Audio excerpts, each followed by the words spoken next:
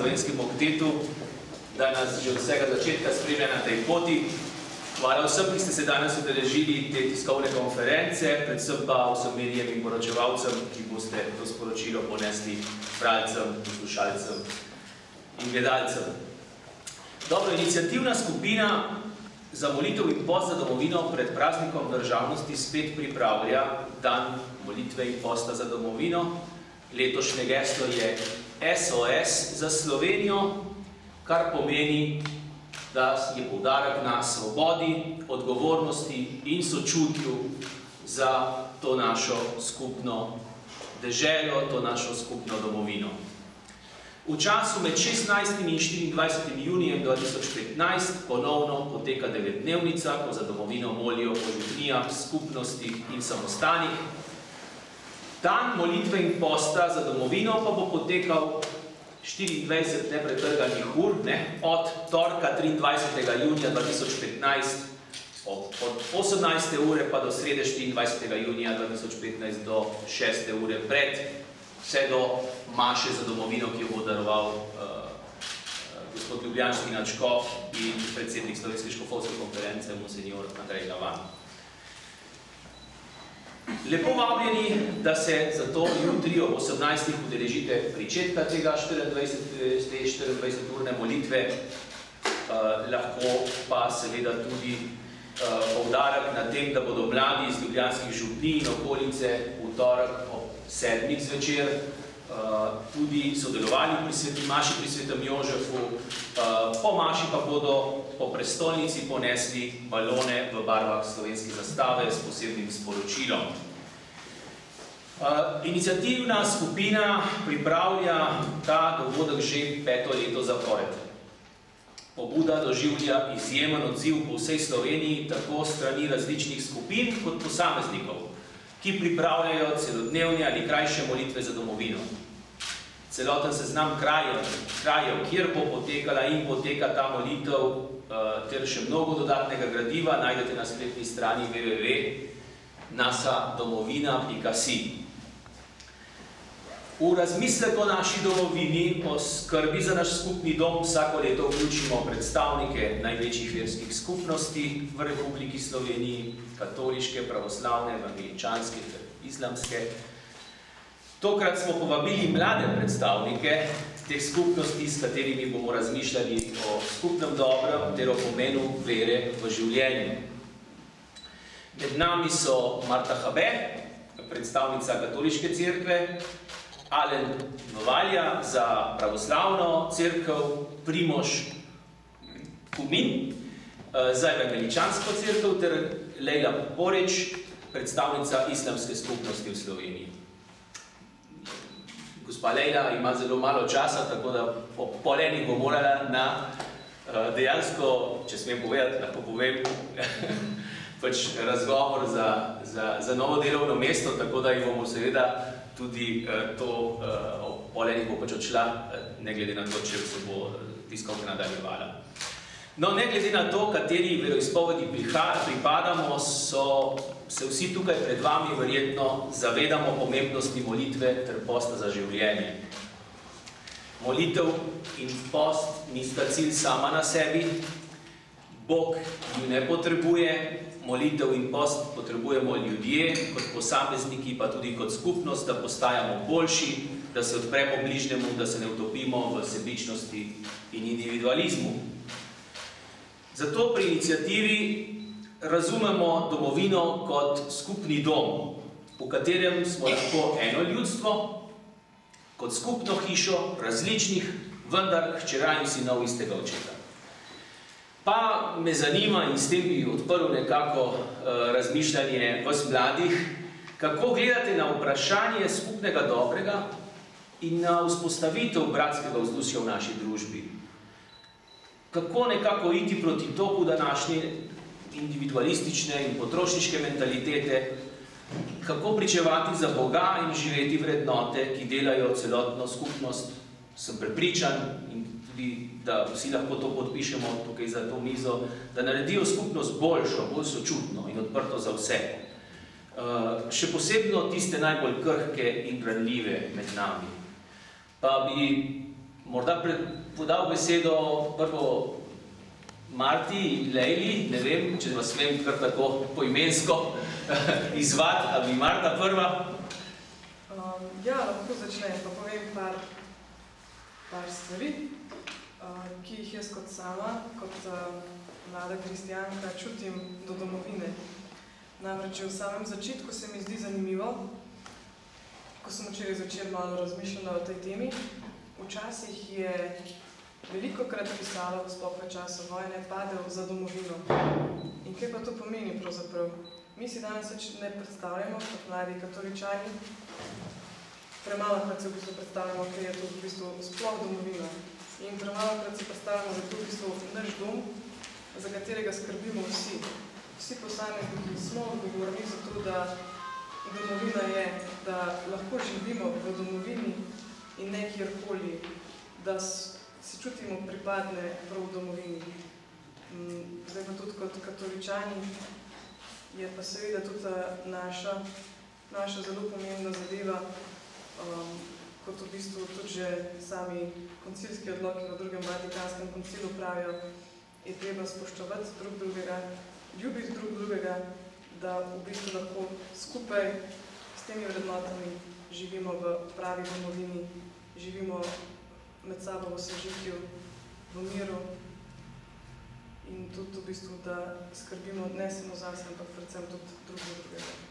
Lepa Marta, predal besedo. Marta je že kar večino povedala, da se pa povedati. Samo hotela samo še dodati, da je tudi za domovino pomembna toleranca, kot je rekla Marta, spoštovanje, potrpežljivost do drugih, odprtost, predvsem v Sloveniji čutim, da še nismo dovolj odprti za druge pripadnike, lahko so religijske razlike, pač razni mišljenj drugih ljudi. Bom samo še na kratko povedala, da to v Sloveniji potrebujemo v domovini, da se čutimo pač pripadniki Sloveniji, da se odpremo, da smo bolj odprti za vse, pač manjine in to. Hvala lepa. Pa bi predal besedo Primožu? Sprej na kratko. Na kratko. Ja. To ste me ujeli, imam nepripravljenega. Ampak, no, mislim, domovina, kako ste prijatelji povedali že, za nas pač kraj, kjer se pač združimo, smo, in mi smo tisti, kot sem to povedal, tisti, ki oddelamo za to, je na nas, da to potem, da tako tudi živimo, pač, da dajemo zgled drugih. In se pravi tako, da potem naša domovina tudi boljše. Tako na kraj. Prosim. Pa še Ali? Ja, evo, mislim, da je govor na vaše vprašanje, to, kar ste rekli, kako v današnji družbi, proti njenim vrednotam, realno ta post in molitev, kot se to večkrat ponavlja v samem Svetem pismu in v prvih krščanskih spisih in v vzhodni cerkvi do danes. Post in molitev, da je to nekaj neločljivega. In post ni samo post v smislu uživanja hrane, ampak tudi v smislu vzdrževanja, v smislu čiščenja od strasti, od del tega sveta. Torej, od grešnih nagnjenj, kot so, ne vem, preobjedane, nečistovane, lagane, sovraštvo, zavist, vse te hude misli in občutki. In post je pravzaprav po svojem bistvu nekaj nasprotnega temu vrednotam tega sveta. Vzdrževanje, torej kot nasprotja tega potrošništva, zadovoljevanja vseh osebnih želja in strasti, kopičena, napihovana, ponašana z bogatstvom in ugodnostjo tega sveta.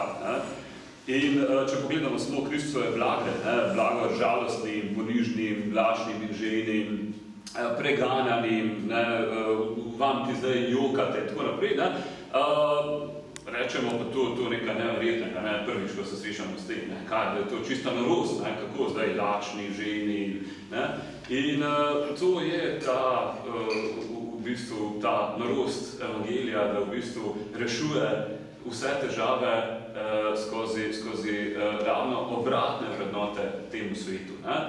Zdaj pa seveda imamo to skupno domovino, ne, in moram reči, da pravoslavna cerkev redno moli za državo oziroma deželo, ne, v kateri se nahaja.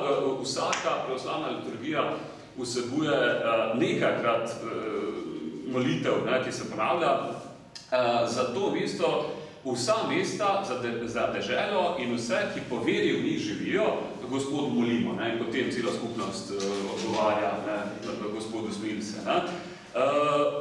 Je pa res, da je Srpska pravoslavna cerkev, ne, po drugi svetovni vojni nekako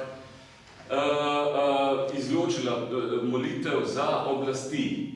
Medtem, ko so druge pravoslavne cerkve, ruska posebej, ne, so tiste stare molitve, ki so bile za carja, za kralja, za takratno domovino, so prilagodile malo. Tako da pravijo, še molimo za našo deželo, ki jo hrani Bog, za njene oblasti in vojsko, da bi živeli tiho in mirno v popolni pobožnosti in čistosti.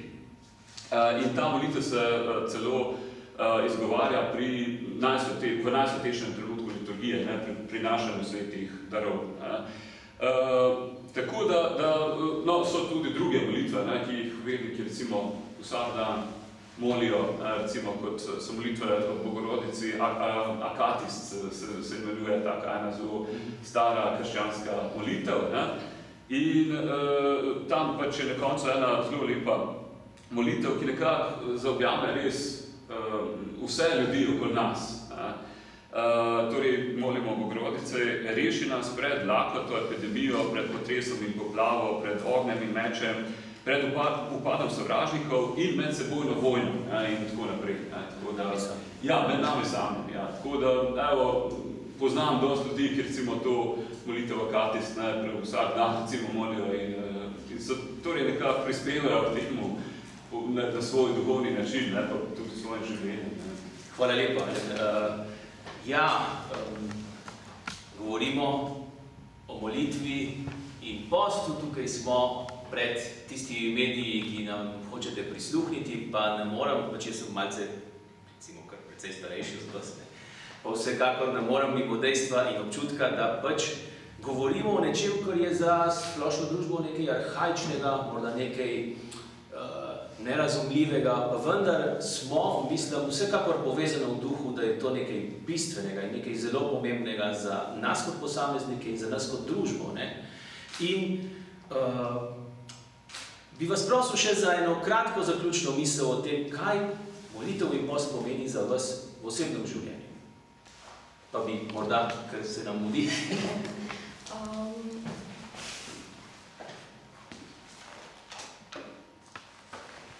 Molitev pa za mene osebno pomeni, da se pač posvečam bolj sebi, duhovno, svojim vrednotam, svojim, kako bi rekla, svojimi dejanji, da poskušam biti čim boljša pač slovenka državljanka v tej Sloveniji. Hvala lepa. Pripomoš. Torej, za molitev post. Molitev je drugače zelo pomembno z osebnosti, ampak potem se ta mora kazati potem tudi, ko jaz nastopam javnosti. Ko stopam pač po ulici, tudi se mora to opaziti. Dejanje, tako. In pač jaz pač molim, pač se pogovarjam z Bogom, to je pač za mene ta osebni odnos. In iz tega potem črpam potem za te ne samo vrednote, vse za naprej, se pravi, za svoje delovanje. In pa tudi post, no, drugače post imam samo, pač mislim, je za mene osebno pač še bolj, da se še bolj odločim, da ta svoj čas porabim za Bog. Ne pač odrekanje hrane, podobno, ampak pač še bolj več branje. Ja, jaz bi pa tukaj dodala še, kot sem pač v bistvu bila navajena že od majhnega, sem učil molitev, post in dobra dela. V bistvu še nekaj zraven, da narediš dobro, ker v bistvu preko molitve, kakršnekoli, ali preko obrazcev, ali preko že sam tega, da se samo umiriš in da pač če je možnost prebereš to kakšen odlomek iz Svetega pisma, lahko v bistvu potem ti naprej živiš. In ko ti naprej živiš, če recimo živiš tudi s postom, da se nečim odpoveš, sploh takim današnjim zelo pogosto motičim stvarim. Recimo začnimo s Facebookom, računalnikom. Tole z telimi informacijami, ki jih je vsak dan vedno preveč in če se v bistvu ti preko posta ločiš, se ločiš od Facebooka in imaš čas. In v bistvu to, kar si v molitvi spoznal, po Svetem pismu spoznal, lahko potem dejansko živiš, ker imaš čas, ker si se odločil, da tega, kar ti pa dela slabo, ne boš naredil. In v bistvu potem prek posta lahko pa dejansko prideš tudi do te stopnje, da začneš delati dobra dela. In tudi v tem pogledu delati dobra dela za domovino. Da recimo zdaj sploh v tem času, ko bo največji državni praznik za moje poimenovanje, sicer sem rojena še v prejšnjih časih, pred Slovenijo, ampak konec koncev jim je ta praznik zelo lep, ker je pač recimo zmeri ga povezujem s koncem šole. In imamo nek praznik, kjer v bistvu lahko vsi praznujemo. Se pravi, molimo za to, da v bistvu lahko praznujemo in se veselimo, da imamo svoj dom. In v bistvu, ko se mi pač odločimo, da bomo delali dobro, se tudi v tem prav posebnem času, ko je praznik, lahko damo zgled in ne vem, spomnim se, ko sem bila še v študentskem domu, da smo šli ven, izobesili zastavo in prebrali celo Zdravljico. Pač probali smo recitirati, kar se da, ampak smo rekli, da imamo zraven še natipkano, da ne bo problemov, ne. Sej ta kitica naša seveda je šla brez problema, ne, tudi zapet, ampak celotno Zdravljico in je bilo res, ker smo se odločili, da pa nekaj naredimo tudi za domovino. In s tem se mi zdi, da se začne, ko mi začnemo spoštovati, ko imamo mi res čas za molitvo, čas za post, čas za dobra dela, lahko pa tudi naprej delamo. Tako da mislim, to je res pomemben in se trudimo k temu še naprej. Hvala lepa. Ja, evo, kot si povedal, ta pravoslavna asketika, sploh stara krščanska asketika zelo poudarja post. Pravoslavna cerkev je več kot 200 dni posta na leto. In dejansko vsi učitelji molitve poudarjajo, da je molitev brez posta, ker se lahko vsak prepriča, težka, oziroma da nekako zgina, da se zgublja. In torej, sam ta post, vzdrževanje, zelo pomaga pri molitvi. In zdaj molitev pa seveda pri vsem, kar človek sploh počne. In kot je rekel naš svetnik, sveti Serafim Sarovski, dela je vse, kar lahko, da bi se zveličal in okoli tebe se bodo zveličale tisoče ljudi. In po mojem to res ta pot, torej post in molitev, ki potem celotno družbo preoblikujeta skozi tega posameznika, ki se potem res lahko posveti Bogu, ko se odpovedal tistim stvarim, ki ga zapeljujejo nekako na vse druge poti. Ja. Hvala lepa. Moram reči, da sem zelo vesel, da se že 5. leto zapored kot takole okrogenega omizja dobivamo. Ljudje različnih veroizpovedi, pa vendar pač v prepričanju, da imamo skupen dom, skupno usodo in skušamo dejansko to pozitivno energijo prenesti tudi na vse ostale prebivalce Slovenije, ki morda niste pripadali neke verske skupnosti, pa vas vabimo, da bi to postali, oziroma če pa niti tega, mislim, ne želite, ni problem. Želimo, da bi vsekakor tudi vi svoje dobre misli, svoje dobre poglede izrazili tudi javno v obliki molitve, prošnje, želje in se nam s tem tudi pridružili v tej pobudi, pri tej pobudi, da za neko boljšo Slovenijo, za boljši dom vseh nas. Ta pobuda je sicer nastala med kristijani, razširila se je med vse, ki smo tukaj, sedimo pri tem omizju, želimo pa, da bi se posamezniki, skupine, družine čutile povabljene in da bi se vsaj za morda 15 minut pridružili skupni prošnji in molitvi v 24-urni neprekinjeni molitveni verigi. Če želite, se lahko tudi seveda vpišete na spletni strani www.nasadomovina.si zavihek Molim za domovino. Tam bodo vsi podatki osebni vsekakor skriti, nihče jih ne bo delil, le vedeli boste, da ste si rezervirali 15-minutni trenutek za skupno stvar, za molitev za domovino. In dobro, hvala vam za velikodušnost, da ste danes prišli. Jaz ne bi kaj dosti več podaljševal te tiskovke, bi pa morda dal priložnost za vprašanja, dokler je še predstavnica tudi islamske skupnosti med nami. Škoda bi bilo, da bi zdaj tudi podaljševali, pa da bi jo izgubili. Tako da prosim z rokami višku ali pa